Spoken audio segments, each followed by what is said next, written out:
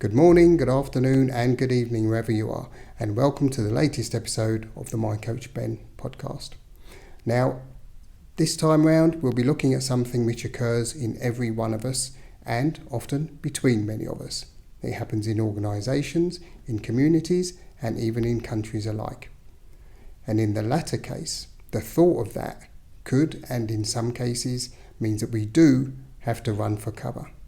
So today, ladies and gentlemen, guys and gals, we will be discussing the topic of conflict. Roll the intro.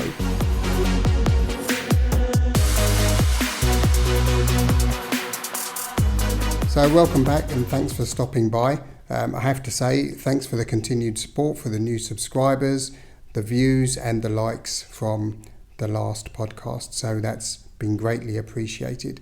And of course, feel free to leave some feedback.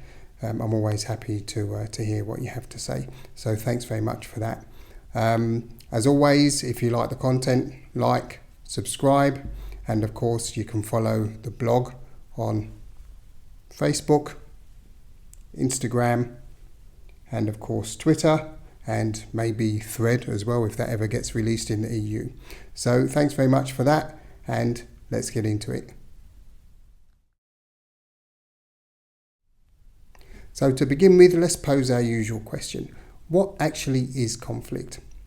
Well, I'm a stickler for a definition, and of course on the screen now through the powers of YouTube will appear a definition from the Oxford English Dictionary. Conflict: a serious disagreement or argument, typically a protracted one. So the eternal conflict between the sexes is one example. Doctors often come into conflict with politicians.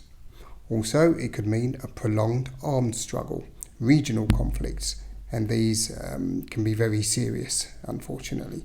And then, of course, we have a state of mind in which a person experiences a clash of opposing feelings or needs. So, bewildered by her own inner conflict, she could only stand there feeling vulnerable. Obviously, she didn't know Coach Ben. Or, of course, it could be a serious incompatibility between two or more opinions, principles, or interests. So, for example, there is a conflict between his business and domestic life. And, of course, we have the verb to conflict, which means to be incompatible or at variance with something. And, of course, we've got the age-old parents and children often coming in to conflict. Therefore, conflict refers to any disagreement or struggle between two or more parties who hold disparate goals, interests, needs, and or strategies that threaten one another. It could also take place between family members, or as we said before, between organisations and countries, and of course within individuals themselves. And of course, conflict can arise for various reasons: differences of opinions, values that we've looked at previously, or beliefs, competing interests or priorities, limited resources. Many things can lead, as we know, to conflicts and particularly misunderstandings as well. So therefore, managing conflict effectively means recognising the underlying issues, communicating openly and respectfully, and seeking to understand each other's perspectives. Of course, at the end, to find some mutually acceptable solutions. So, conflict in the workplace. This refers to any disagreement or discord among employees or teams within an organisation, and usually these stems from differences of opinions, goals, values, communication styles, work methods as well. And this can even be between departments and even between organisations. So conflict can arise for various reasons within any level, individuals through to departments and functions. There are two primary forms of workplace conflict: interpersonal conflict and substantive conflict. Interpersonal conflict, these come from personal differences, such as differences in personalities, values, communication styles, anything among the workers. And substantive disputes, on the other hand, these stem from disagreements over tasks, goals, or decisions that are related to work. and I think many of us have experienced this kind of conflict. So needless to say, conflict in the workplace can have significant and detrimental repercussions if left unresolved. So these of course can include decreased employee job satisfaction, reduced productivity, high absenteeism, of course people being sick for long periods of time, high turnover rates, etc. Yet conflicts can also have positive outcomes. When handled successfully, they promote creativity, foster innovation, and sharpen team problem-solving capabilities. Resolving workplace conflicts effectively require effective communication, active listening, empathy, and of course negotiation skills. And strategies to do that can include open dialogue, of course, among conflicting parties, seeking compromise, this has to be done, and where possible solutions with a win-win outcome. Let's look at it that way. So conflict in the workplace is inevitable given the variety of individuals and the tasks performed. Conflicts therefore have to be managed and resolved constructively and in the optimal working environment to enable people to prosper. So as we know, conflict can occur in the workplace, and if and when it does, how do you manage conflict? Well, effective conflict management involves understanding, communication, and creating productive solutions. So there are a few steps that you can take to manage conflicts as and when they occur in the workplace. So the first one is to remain calm and composed. Okay, so manage emotions and adopt an impartial stance. Also, to recognise the situation when something comes up. So take time to fully comprehend any conflict and identify where it comes from, the perspectives and the interests of all those involved. Search for common ground. So look for areas of agreement or shared goals, shared achievements, and highlight those perhaps. Seek compromise or negotiation. Always be prepared to compromise. If you can find a middle ground, then this is going to make a big difference and enable both sides to have some level of satisfaction. Also, try and stay focused on the issue rather than getting personal and start this, finger pointing. This is not going to help anyone. So keep the discussions relevant and factual. So try and use positive body language. So create a friendly atmosphere and use proper language. Try not to make gestures such as folding your hands and sitting like this or looking away. These don't help anyone. When all is said and done, when it comes to managing conflict, you have to remember that it's about compromise. It's about coming to the table with an open mind and being prepared to accept another point of view as well as your own. It's about, forgiveness and trying to communicate. Communication is probably the most single important aspect of resolving conflict. So from the coaching perspective, as we all know, there are countless questions that you can use to try and influence or to help resolve conflict.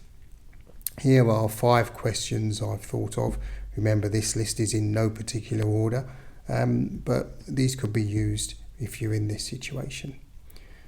What are the roots of the conflict, and how can we better understand each other's viewpoint? Which values and needs are we bringing to the situation? Can we identify patterns or triggers that contribute to the conflict? What compromises or win-win solutions exist which we can both adopt? And finally, what is the first step that can be taken in order to bring about a resolution? Again, from the coaching perspective, in terms of tools, there is one exercise that I'm sure many people have heard of, and this is called perspectives, or in some cases it's called positions. And basically what this involves is each person taking 3 perspectives in a situation. So what would normally happen is they would sit opposite each other, and the first person would explain it from their position, their perspective. And then they would swap seats and then they would try and see it from the other person's perspective, and this they could both take turns in doing. And then of course the third and final perspective is where you will take turns. One would stand up and see from a completely neutral perspective what they see from each side. And this can often be a very useful tool and quite a powerful tool to get people to think about things other than their own viewpoint. And this is something which, from personal experience, is very, very effective when you're trying to find a solution for a conflict. So, in summary, conflict happens very often, more often than we even realise, and it's actually in a lot of ways a necessary evil. What conflict does is it brings to the table concerns that people have. Often the problem with conflict is that there's a lack of compromise and there's a lack of seeing things from another perspective, and this is when situations get out of hand and can result in all kinds of negative consequences, even in the very extreme cases in terms of war and what have you, and regional disputes. So communication is key in conflict. Understanding is key in conflict, in avoiding or resolving conflict. These are elements which we can all employ in order to make sure that conflicts are resolved as quickly, as easily as possible, and as far as possible to each party's satisfaction. So that basically wraps it up for me. Thanks very much for stopping by and for following. I hope there's some helpful hints there and some information which is going to help in terms of conflict, and when these things come around, just to realise that there are solutions and just to be open-minded. So thanks again for coming along. Please like, subscribe and follow the blog again on Facebook, Instagram, and of course Twitter, and maybe Threads if it ever arrives here in the good old EU. So thanks again everyone, and until next time, look after yourselves, stay safe. Your Coach Ben.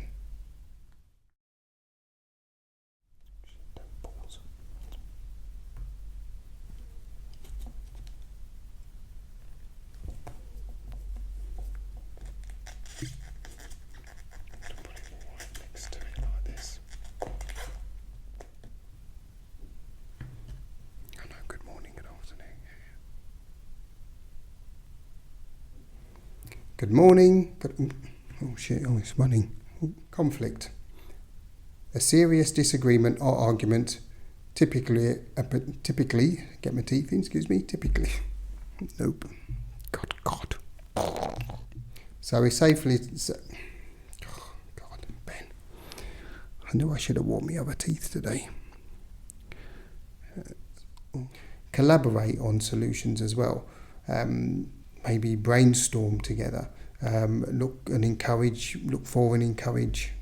Can effective communication and active listening be integrated into this process? No.